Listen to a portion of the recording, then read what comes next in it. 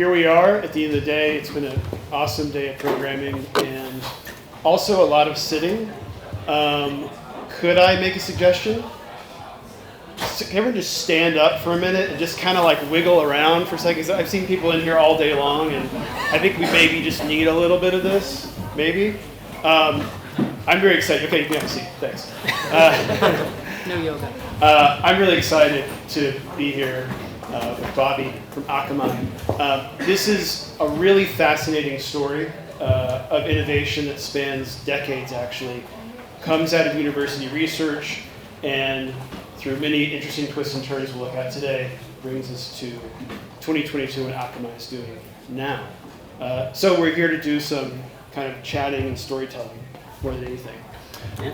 Okay, so it's 1998. MIT research gets published. Out of it comes a company called Akamai that does what? Yeah. Thanks for the question. Let me just back up a moment on this, because I've had the privilege of being here all day and listening to all these talks, and it's obviously been very interesting. And one of the nice things about going last is I've heard all this, and I think there's an interesting opportunity that I now have to maybe underline or relate back to a lot of the themes that we've heard with a very specific story, which is the story of Akamai. Do any of you know of Akamai or the story of the company? Well, I saw one hand, only one person. I'm not surprised, actually. It's not a company that necessarily a lot of people have heard of, and even if you have heard of it, you may not know the story, but it's a story that involves a university startup, entrepreneurship, perseverance through challenges, reinvention. A lot of the things that we've been hearing about are embodied in the story. So I think I can, again, there's a great opportunity to relate back to these things. So the founding of the company, I think, relates very nicely to what we heard about early on with regard to entrepreneurship and the importance of the community and the culture that the startup is coming out of. And we heard about how important it is that there is a community that is bringing together a number of different interests and viewpoints, as well as resources. You need lots of resources coming from different places, viewpoints, resources, all these things have to come together to create sort of the explosion that is the startup, for it to happen.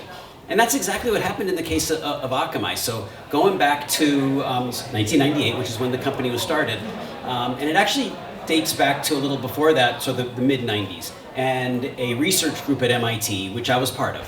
By the way, I wasn't one of the founders of the company. I joined about a year later, a little less than a year later, in summer of '99. But I was part of that initial research group at MIT. So this is mid-90s, and we were, at that time, MIT, some of you may know at MIT now there's a lab called CSAIL, which stands for Computer Science and AI Lab. If you ever visited MIT, maybe when you were looking at campuses and whatnot, you might have seen that crazy building on the corner with the weird angles and whatnot. The Gary building, right? Yeah. The Gary building. And that's CSAIL, Computer Science and AI Lab. Well, back then, in the mid-90s, they were two separate labs. There was the lab for computer science and there was the AI lab. And in the lab for computer science, on the third floor of the building, actually the building that is now Moderna, but back then it was the MIT Lab for Computer Science, and the third floor was where the theory group was. And we were mathematicians. So I was a graduate student, and I said we were mathematicians. We weren't thinking startup at all. And I'm pretty sure that's also true of the actual founders. So Tom Layton, professor, who I worked for, I TA'd for him, took his classes. He was one of my PhD advisors, and his graduate student Danny Liu. And they're the ones who went up and started the company. I'm quite certain that initially they weren't thinking that at all. They were mathematicians like I was, and looking to try and solve interesting problems, largely for the pure mathematics of it. And sorry if I'm diverting into too many different places, because it actually reminds me, do you guys know the mathematician G.H. Hardy? He's interesting because he was a number theoretician.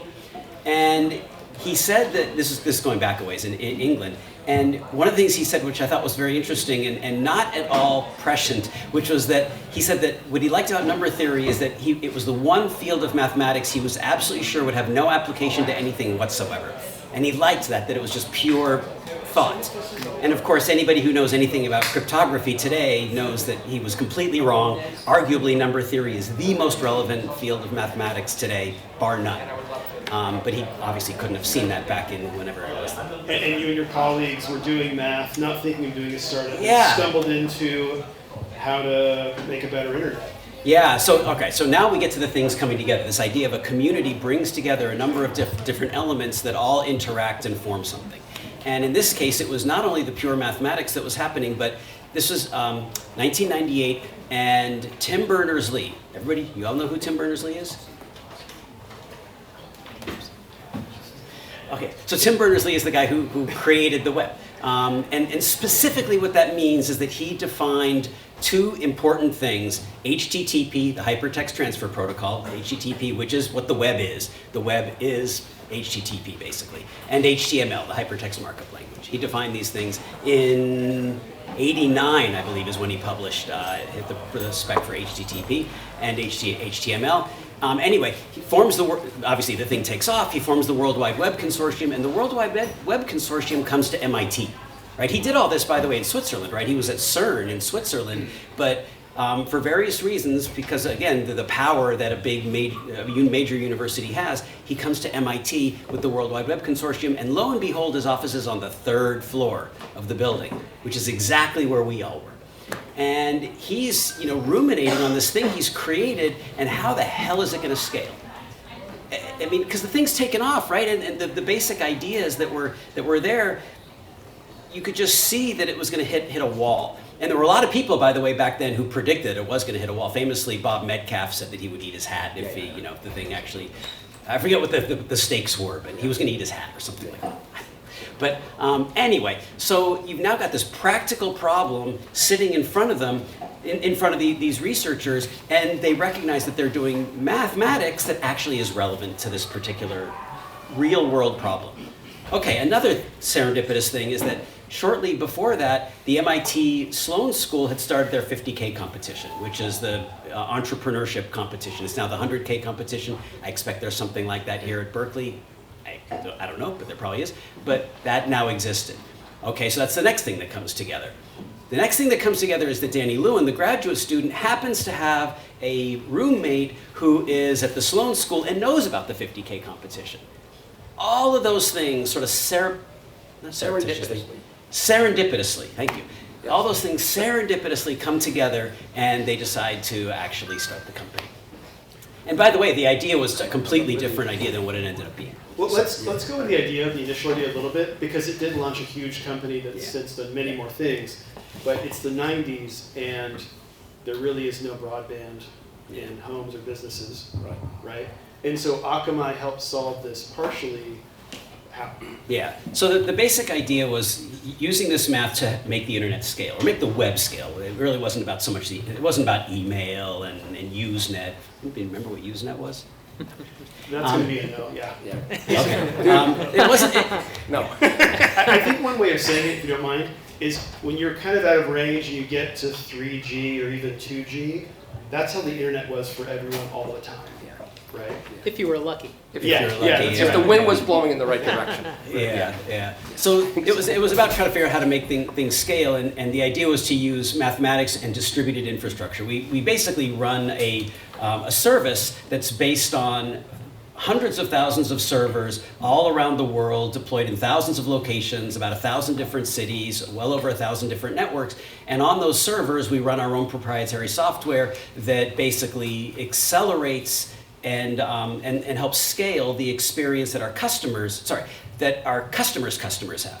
So we sell to companies that have important websites, whether it's e-commerce or healthcare or government or banking or whatever. If you're an enterprise that has a website and you care about your customer's experience, well, you use Akamai's service to make it scale, to make it work reliably and with high performance and so on. To serve them content and to do what I think is fair to say was really edge computing, just by a different name. Yeah. Right? It basically defined a thing that's today called a content delivery network. Have you heard of a content delivery network? Well, there was no such thing as a content delivery network in 1998. Tom and Danny, basically Akamai, invented what is now called the content delivery network. And a content delivery network today is a core piece of technology that underlies pretty much every experience you have online. You don't know it because it's underneath the covers. When you're interacting with some web application, somewhere between that web application and you, there's a CDN almost always. In everything, whether it's Netflix or YouTube or Facebook or any e-commerce site or anything, there's a CDN between you and the application you're interacting with. Almost always. There was no such thing as a CDN in 1998. Tom and Danny and Akamai basically invented the CDN, and it's now ubiquitous. And can you say what it is in like 3 sentences? Yeah. So the basic idea is that so imagine, the website can live wherever it lives. Today it could live on AWS or Azure or Google Cloud, doesn't matter where it lives, but it probably just lives in one or two locations. So that might be, say, here in the Bay Area. But you've got users all over the world, and you can imagine that to interact from Mumbai to San Jose, it's not necessarily going to be a great experience. So the CDN, by having this distributed infrastructure all over the world, can actually facilitate the flow of traffic between the end user in Mumbai or wherever they are and this web application that lives in San Jose. That's the basic idea. Yeah, this is user experience. This is user experience. How do you keep people on the page? How do you keep assets flowing to the applications? People stay engaged in the application or on the page. How do you, of course, serve ads? The timing matter. This is about commercializing the web in the late 90s, right? And so these first-time ideas of what does engagement mean, how do we ramp it up, is about getting the content as close to the end user as possible. Yeah, exactly. So we can serve the content from an Akamai server that's near the end user, again, wherever they are, or if we don't have the content available, and oftentimes content can't be replicated because it may be transactional or something like that, then we can facilitate the traffic flow using this overlay routing technique. So rather than going over the default routes, we can use what's called overlay routing to find more efficient routes and more reliable routes and so on. I mean, there's a whole long thing about what a CDN is, but that's the basic thing. So Akamai grows tremendously. And you forgive me, is it a public company? Yeah. Okay. Yeah, there's a whole story there too.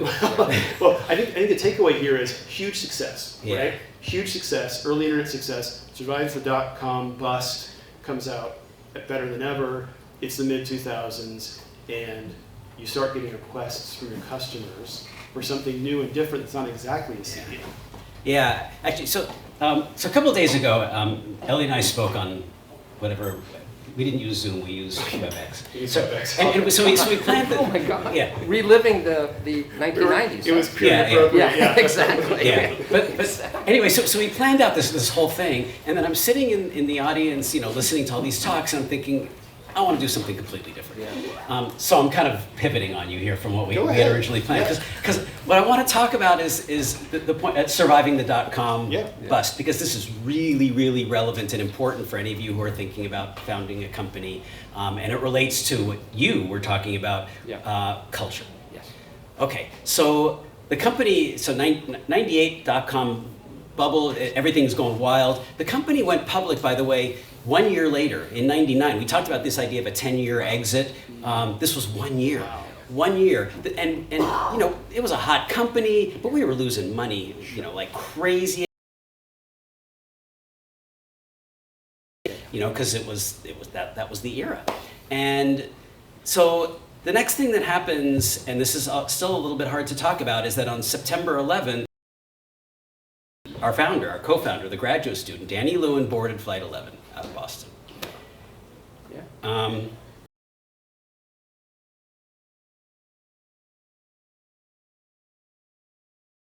I couldn't possibly over-exaggerate how important created in the company a culture that was able to outlive him. Yeah.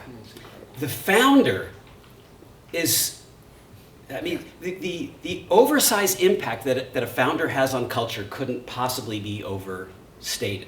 So if you're thinking about starting a company, start by recognizing that you are going to have a wildly outsized influence on what the culture of your company is.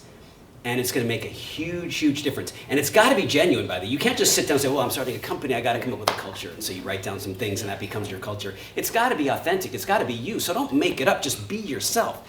And So- tell us what was that? What did Yeah. you bring to it? Yeah. So, see, I'm just completely going off. No, it's great. It's great. It's great. We just want to know what you brought to the table, right? Yeah, so I'm going to get there. But my point is that it has to be authentic. So by the way, if you're thinking of starting a company and you look deep inside yourself and you realize that you're an asshole, please don't start a company. Because you got to be genuine about this whole thing. So Danny, there were a number of things that I think he really brought to the table. A few of which I think are really, really relevant here. The first of which I would say was perseverance and tenacity. And we've heard that. Actually, we heard that theme come up several times throughout the day because doing a startup is not easy. I mean, obviously Akamai is kind of an extreme case when your founder boards Flight 11. Right. That's an extreme, and the dot-com burst and the whole thing. That's an extreme case. But there's no startup that got to success that didn't go through really difficult times. So tenacity and perseverance are really, really important qualities. And that was just, that was so Danny. And by the way, because he came from a background, by the way, where he had been Israeli Defense Forces. He actually grew up in Denver, but his family moved to Israel when he was pretty young. And he was very, very much an achiever and came to MIT for grad school. But before that, he had been a very elite commando in the Israeli Defense Forces. Where am I going? Oh yeah, that's right. So that relates to his, the tenacity and perseverance and things like that. So that was one piece of culture. Another piece of culture that was this idea that we really mattered. And maybe that's not exactly culture, but we've heard this again, this theme that we heard so many times today about connecting what the company does to the reason why you do it. There's a purpose. And the purpose needs to really matter, and oftentimes there's even a little bit of hubris in it, maybe a naive sense of hubris in it, this idea that what we're doing is going to change the world. And sometimes people, as they get older, you get jaded and you're like, well, I can't really change the world. Bullshit. So you want to just stick with that youthful, naive hubris. And I don't mean, when I say hubris, I don't mean the nasty arrogance that that's not what I'm talking about. I'm talking about sort of a sense of wonder and a sense of optimism that where you know and you believe that what you're doing really matters and it could actually change the world. And we believe that. We believe that what we were doing was make or break for the web. And the web was make or break for enabling people to be able to do what people want to be able to do. So we really believe that. And so the idea that, as the dot-com bubble bursts, Danny's killed on 9/11, the company was at death's door. Really? I mean, the IPO was one of those skyfly IPOs where we went IPO at $26 a share. At the end of the day, we were over $100 a share. A few months later, we were $300 and something a share. Insane valuation. Dot-com bubble, Danny's killed on 9/11, the dot-com bubble burst, and a few months later, we were selling at 56 cents. Wow. Cents. Oh my God. Truly at death's door. Now fortunately we had a very experienced management team, because one of the smart things that Danny did, and Tom and Danny, was bring in a very experienced management team, and they steered us through this. But it was the tenacity and perseverance and the belief that we couldn't let this thing fail. Not just because there was a connection. There was also you couldn't fail for Danny, but the stakes were too high. It wasn't just a company failing, it's the mission would fail. Not the company would fail, the mission would fail. So there was a tremendous sense of that it really mattered. So that's the second thing in the culture, the connection to the mission. The third thing I would add, and I always emphasize this because it's oftentimes not emphasized enough, but I heard somebody, I think it was Keith actually talked about this, humor. Danny was a funny guy. And I don't mean that he was like a jokester or anything like that, but he was one of those people that you want to be around because he smiles, he laughs, he sees the humor in just common things around. So anytime I get a chance to talk to people, I always try and emphasize how important humor is in the workplace and is in the culture. Don't hang out with people who don't smile and don't laugh. They're no fun, and you spend too much time at work to hang out with people who aren't fun. So if you're in the position of interviewing people, interview for humor.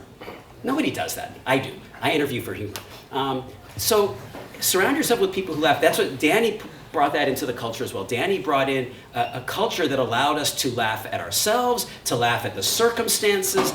And again, it's not about being a jokester and telling jokes. It's about seeing the humor that's around you and laughing. And by the way, there's a wonderful book about this. There's a couple of women who are professors over at the other university, at Stanford, one at the business school. They have a book called Humor Seriously. Read this book. I'm not one of these people who reads like leadership books and management books, but it's an exception. It's called Humor Seriously, and basically everything that I just said is what's in the book. But I'm telling you this not because I read the book, but because I truly believe this, because humor really, really matters. So those were the three elements: the perseverance, the connection to the mission, and the humor that were critical parts of the culture that enabled Akamai to get through that near-death experience. And it truly was a near-death experience. Do you want to talk a little bit more? We hadn't planned to talk about this at all. Yeah, we're freestyling. It's totally cool. Yeah, it's great. It's great. We're having a good humor about it. Yeah, just laughing at it, right? No, but I'm curious to know, I mean, this is as dark of a day as any company might face, losing the founder and, of course, just the financial crash of it all. So you want to talk a little bit about those years following, and how you persevered, what happened, how you climbed out of the hole as a company?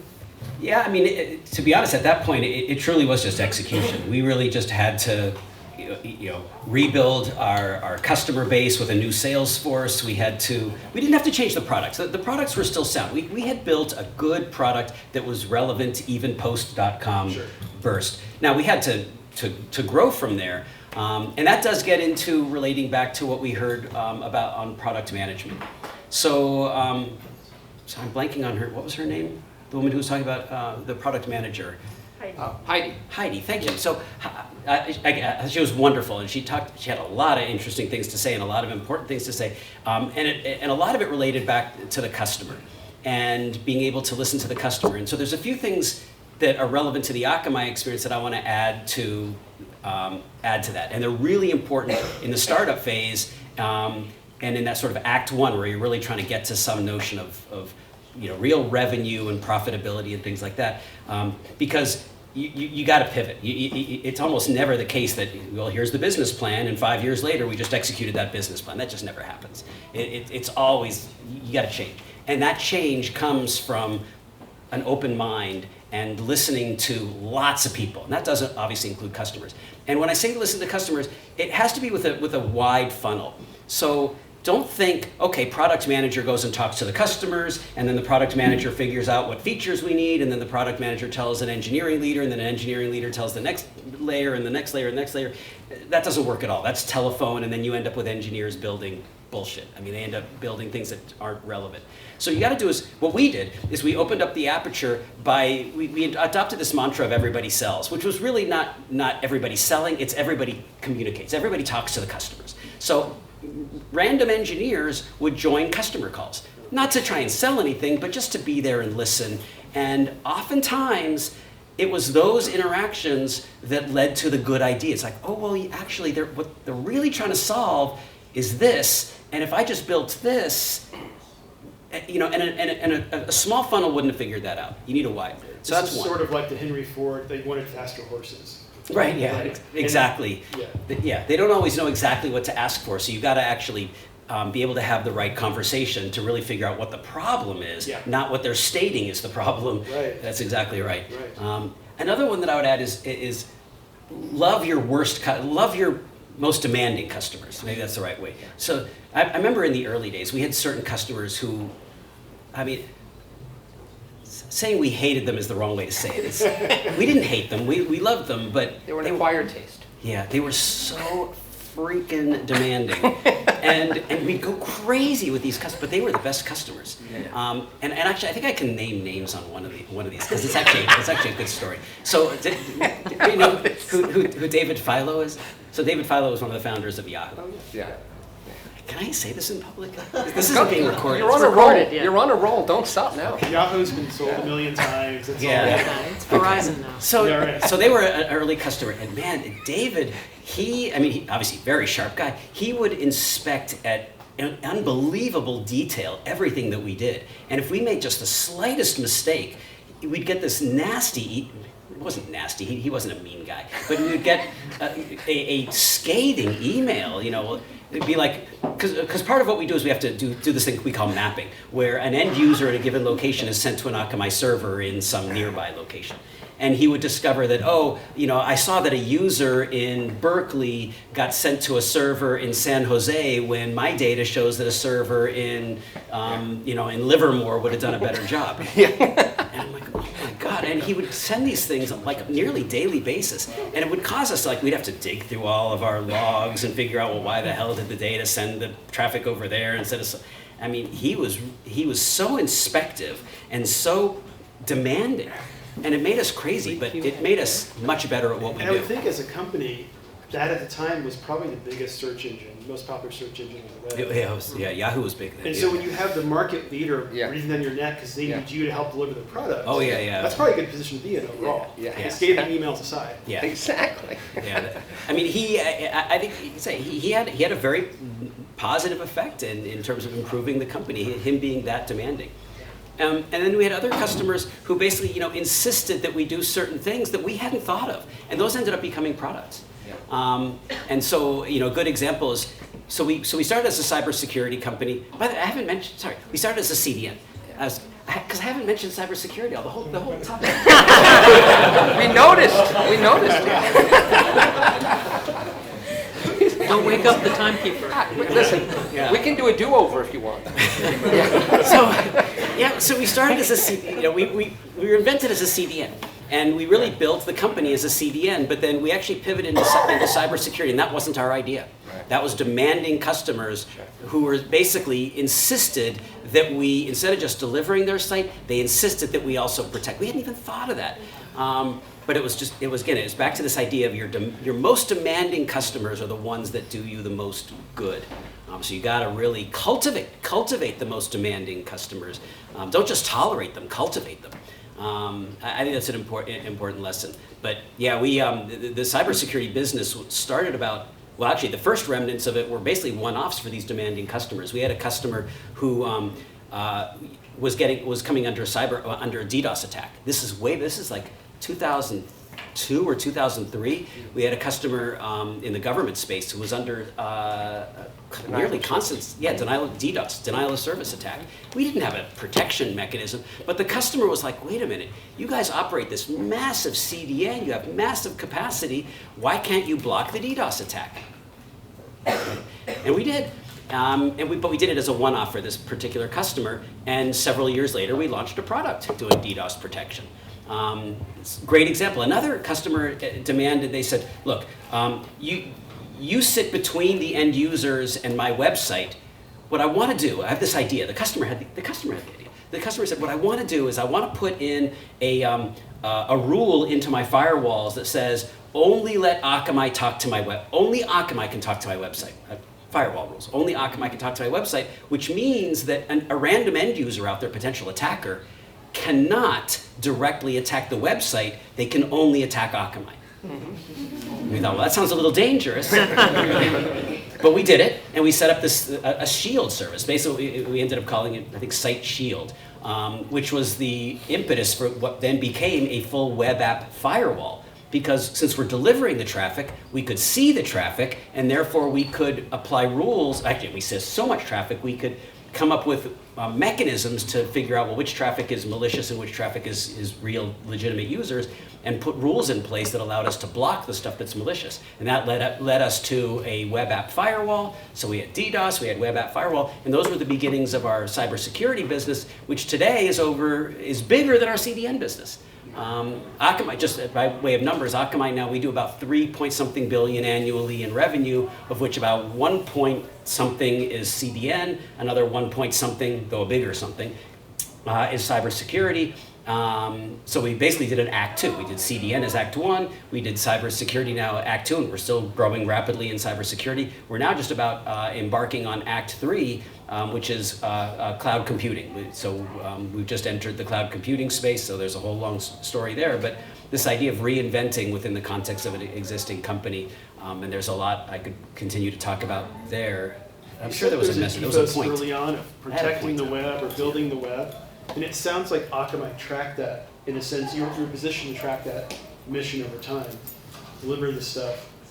prevent all this new malicious actor Yeah. events happening, and then moving on, and now you're becoming a part of the backbone of the cloud. Right. Yeah. I You think. acquired a company.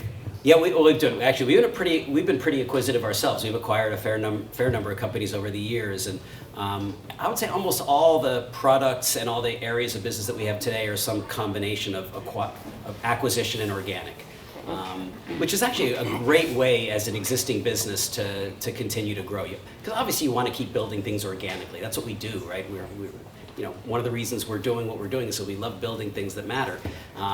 But acquisitions can make a big difference, and indeed, building the cybersecurity business and now the cloud computing thing, a lot of that has come from this combination of doing acquisitions and organic. But it has to be done in the right way, by the way. And when we talked a couple days ago, one of the things that was top of mind is thinking back on this history, because by the way, Akamai will be 25 years old next year. So we've been doing a lot more thinking about the history of the company and how we survived and what led to where we are. And it occurred to me that people talk a lot about entrepreneurship and starting a company, but I've not heard as much talk about, well, how do you start a new business within the context of an existing business? How do you go from being purely a pure play, a CDN, to being also a cybersecurity business? And we definitely had a fair number of missteps, but one of the things that I think we did right was we started from a place that we knew, which was basically building cybersecurity in a way that was adjacent to the content delivery. So I already mentioned this idea. We're delivering the content. Well, now we can protect the content because we see it, we can filter it, we can block the bad stuff and so on. So that's how we built the web app firewall. We also have a service that we call bot management, so we can basically allow our customers to know which traffic is likely to be coming from bots, and if it's coming from bots, which type of bots. Because you don't want to treat all bots the same. Some bots are, like the search engine bot that helps you get a good ranking on the search engine. That's a good bot. But then you've got, if you're in e-commerce, you've got screen scrapers, the ones who are basically looking at your website, basically grabbing all your prices, and then they're going to put on, a competitive site with prices, 1 penny below or something like that, which just plays into, the way you've got insight into all this web traffic. Yeah, that's part of it, right? You're not just this is one thing about building a company within a company is you're not just starting day one to say we want to figure out what traffic is good or bad and offer that to customers. You're saying we see a lot of traffic. Right? Yeah, and we do. That's another thing. The scale is staggering. Actually, when Tom and Danny started the company, back then, by the way, a megabit per second of traffic cost $2,000. $2,000 per megabit per second. So they founded the company. I remember in the early days, we were doing just megabits per second. The total traffic and we generally measure traffic on our network by megabits per second. Well, now, not meg, but gig or ter. But anyway, so doing some number of megabits per second. And, Tom and Danny still had this idea that, well, if we could just get to a gig, we'll be rich and we will have fulfilled our mission and we're done. We now do hundreds of terabits per second of traffic. And so scale is everything. And when you do that much traffic across that many countries and that many websites, you see a lot. And that visibility, so we don't sell that data to advertisers or anything like that, but we do use that data and we run machine learning and AI algorithms on it to classify it. That's what AI is really good at, is data classification. And we didn't start, by the way, as an AI company. Here's another pivot. We didn't start as an AI company. I still don't think of us as an AI company, but it's a huge part of what we do now because the volume of data, humans can't do anything with that. When you're collecting that much data per second, humans can't do anything. When did you start to bring in supervised learning? Yeah, that's probably starts about 10 years ago, okay. When we first really got into cybersecurity in earnest. And it really, the only way to make it work was to be able to go through all that data and start classifying some notion of good versus bad, bot versus human, scraper bot versus search engine bot, and so on, and then use those classifications to basically treat traffic differently, either block bad traffic or other things that you might want. So going to our last discussion with Mike, Akamai wouldn't be here without implementing ML, and it sounds like pretty early on. Yeah, fairly early on. In the adoption 10 years of is about right. Yeah, I think it's about when that happened. And so then you move to, on the theme of innovating in a company, then where does it go after the DDoS remedy and things like that? Yeah, I mean, so probably the biggest growth area for us now probably is more what's called enterprise security, which is not protecting the traffic to and from a particular web application, but protecting the enterprise from things like ransomware.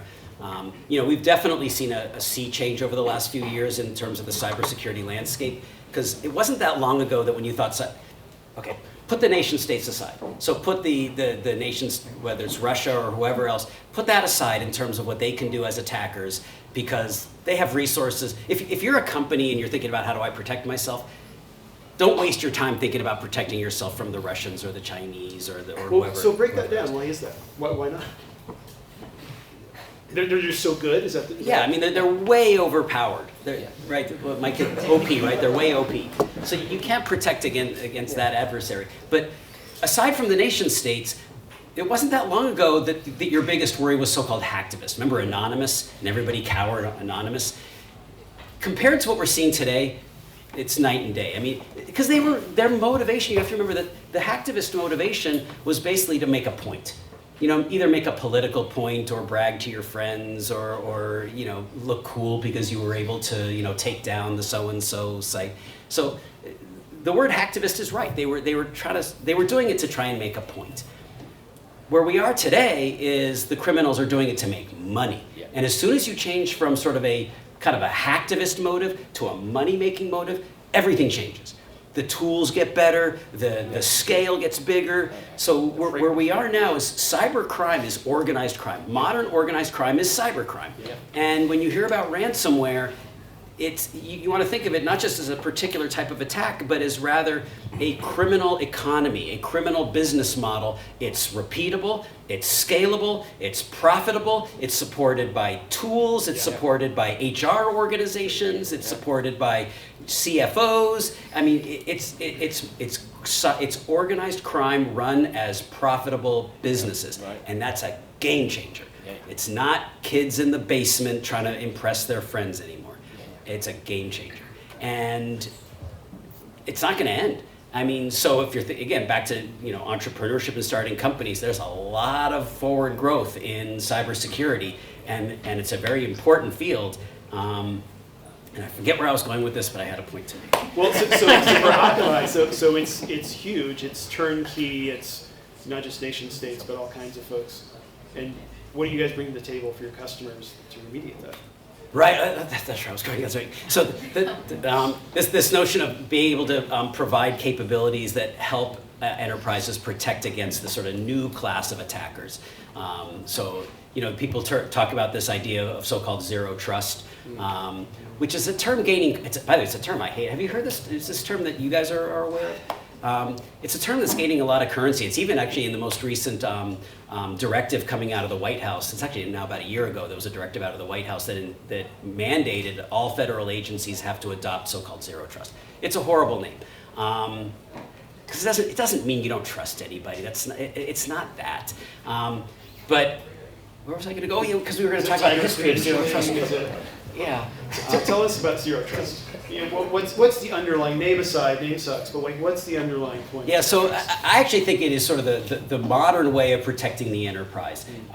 So the old way was, you think of the enterprise, if you're a company, you would basically build your own private network and your own private data centers, and you would wall that all off with firewalls, and the only way you could get into the corporate environment was either you're in the building and you go to the Wi-Fi in the building, or you plug into the Ethernet in the building, or if you're working from home, you VPN. Right, you use the virtual private network and you're in. So it was this sort of citadel model where there's a big wall on the outside. But the problem is once you're on the inside, it's all right. It's hard and crunchy on the outside and soft and chewy on the inside. Once you're on the inside, it's horrible. And it's free for all. And the notion of that a perimeter can work makes no sense anymore. It maybe worked in a world where a corporate environment was a data center and a bunch of office buildings. It ain't that anymore. The applications now live in the cloud, and they live in multiple clouds, and the attackers everywhere, and we all work from home. And by the way, where we work from, that was something we heard a lot about. I've been saying for years, that the modern office building should be thought of as a private coffee shop with Wi-Fi. The angle I heard is that the office building should be thought it's an Airbnb. An Airbnb with good Wi-Fi, right? You don't want to rent that Airbnb with crappy Wi-Fi. You need the one with really good Wi-Fi, because that's where you're going to have your meetings and things like that. The old office building is in my opinion, sure, it still has a place, but it's not the primary place of business anymore. We do business, we work from anywhere, and that's a wonderful enabling thing, but it means that the old perimeter model makes no sense. But what's the risk we introduce now with people at Airbnb and coffee shops? Right, I mean, this is food for all these cyber criminals because it opens up the attack surface, right? Because we're all working from home and we've got, basically consumer grade, security there, in terms of the appliances that we've got. Not to mention the way modern applications, that's in there, modern applications or next gen applications. The way applications are built now and deployed in the cloud, they're so porous because they're built with third-party libraries that you've never heard of. There's a wonderful illustration of this where somebody drew a diagram of like a Jenga thing where there's one little tiny critical point in that thing where if you pull out that little piece of wood, the whole thing collapses, and what's labeled in the diagram is that piece of wood is some library that was built by some hacker in Arkansas that you've never heard of. And if that little thing goes down, boop, the whole thing, everything, that's kind of the way we build applications today. So all this has been just, fodder for all the attackers. So you have to think very differently about how you protect the enterprise and how you protect applications. That's where zero trust comes in, and we don't have time to really get into it because we're out of time. I hate the term, but it's the basic idea is a good idea. And I want to give full credit, by the way, on zero trust because it's now getting currency to Google BeyondCorp. For those of you who have never, Google BeyondCorp came out of Google IT, not out of Google product side of things, but Google internal IT created this idea called BeyondCorp as a way to protect themselves. They didn't call it Zero Trust, they called it BeyondCorp. But if you want to know what Zero Trust is, go online and look up an early Google BeyondCorp paper. It's very simple. It's breathtakingly simple, which is good. And the basic concept of zero trust is right there in front of you in a very short presentation coming out of Google BeyondCorp. And they should get the credit for inventing zero trust, in my opinion. This is not an academic statement. If I was an academic, I'd do my research and I'd tell you who has prior art and whatnot. I'm just telling you from what I've seen out there, they deserve the credit. And it's the future of security.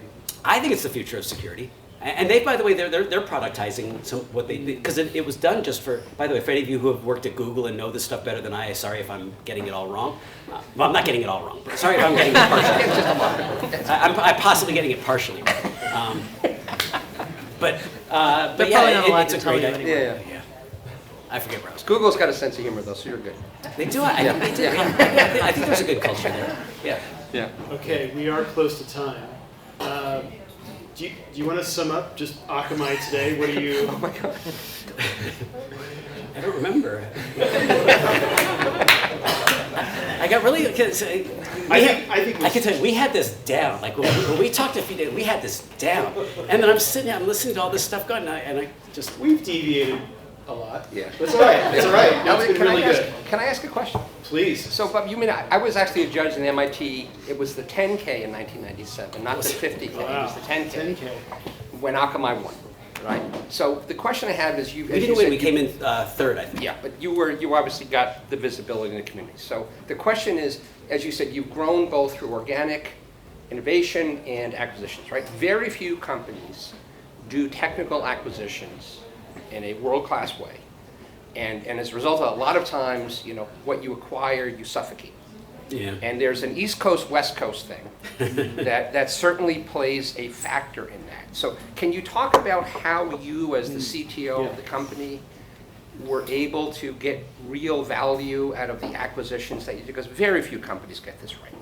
Yeah, I mean, so there's kind of a standard set of things you're going to like the technical fit and the strategy. I'm going to go back to culture. Yeah. Because it's too often underestimated the importance of the culture. If you're going to do an acquisition or you're going to hire somebody, pay attention to culture. And by the way, if you're on the other side of that, being acquired or you're interviewing, ask about culture. By the way, I oftentimes ask an interview, I say, well, why do you want to come to Akamai? And they tell me about, the wonderful technology and the wonderful opportunity. They never ask me about the culture. They never ask me, so do this. When you're being interviewed, ask about the culture you're coming into. Do you people laugh at work? It matters. It matters. Yeah. And so you're saying you look at culture in an acquisition in an as acquisition. much as other things. Yes. Wow. Yeah. Absolutely. That is not the norm. That's great. Yeah. How do you assess that? It is hard. You have to meet more people than you otherwise would, and oftentimes it's hard to meet a lot of people because sometimes the funnel is narrow because they don't want you interacting with too much of the acquired company and whatnot. But the more you can open up the funnel and talk to more people and have casual conversations, just like go to a meal or have some coffee and just talk about music. Get a sense from those people. Okay. Well, questions? Question here. Here we go. Here's a microphone for you. Yeah, we got the we're out of time thing. Oh. I didn't hear you. What's the culture difference between West and East? I thought only international will have culture difference. No, there's. I don't know, American, do we have a difference? Oh, we do. Oh, yeah. Go to Mississippi sometime, Angela. Go to Mississippi. You'll see a culture difference. We do. It's actually it's one of the wonderful things about America is there's a lot of diversity in culture across this country, and it's one of the things that you can embrace. One of the great things you can do as a young person is drive around the country, because when you see people face to face, it's not the same as what you're seeing on Twitter or on Facebook or whatnot. Go face to face, and you can and talk to people face to. You can find common ground with almost anybody. So yes, the culture is very different, and we're so faced with these divisions. But if you just get out there and meet people face to face, there's a lot more in common than you realize. How can I meet you after today? Easy. I mean, yeah. So there's just the usual stuff, like Robert Blumofe on LinkedIn or Twitter. Other questions? Okay, here comes a mic. So I agree with you. Culture's the key. And it's kind of funny how you say humor. What the advantage of humor is it helps you get through all the stressful times. Right. And so without humor, you're just totally stressed and you can't function. Yeah. So I just want to reconfirm exactly what you said. I think it makes a huge difference. And I also think tradition works against creativity. It can, yeah. It does, because if we do it the same way that it's been done before, then, we're not solving the problem. I totally agree, yeah. So we reconfirm your culture. Yeah, by the way, I saw in the book I mentioned, Humor Seriously, the authors showed a graph that shows, I don't know where they got this data, it might be complete bullshit, but the idea, the graph basically shows how often people laugh over age, from when you're very young to teenage to your 20s and so on, and basically says that when you're young you laugh a lot, and as you get older you laugh less and less. I thought that was the most depressing thing I've ever seen in my life, and I think it's bullshit. At least it's not my experience. So if it's true for other people, don't let it be true for you. Don't stop laughing. There's no reason to. Unfortunately, it's true. Oh.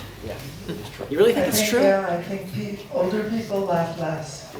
Why? Because they think they know the answer, and the answer is not funny. See, that's funny right there. That was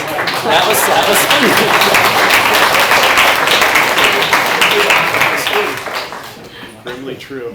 Another question. Yes. Okay. Is there anything specific that you do to have humor? Again, it's not something specific I do. It's just it's authentic. Just I was just raised that way. I just see the humor in almost anything, and it's just that I don't know. It's inherent. Honestly, I don't try to do anything. I almost never say anything intentionally to be funny.